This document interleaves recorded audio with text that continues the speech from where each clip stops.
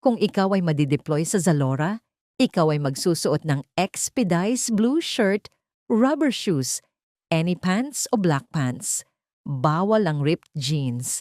Ang inyong gagamiting pang time in and time out sa Zalora ay biometrics, Bondi clock and log sheet.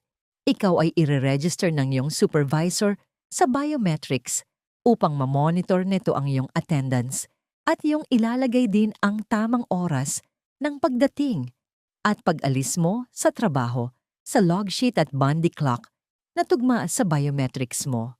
Tandaan na, huwag nating kakalimutan ng mag-time in and time out dahil kung ito ay magkulang kahit isa maaring di mabayaran ang araw na pinasok mo, kaya iyong siguraduhin kumpleto ang iyong time in and time out upang walang maging problema sa iyong sasahurin. Ang iyong cut-off naman ay una hanggang ika-15 at ika-16 hanggang ika-30 o ika-31 ng buwan.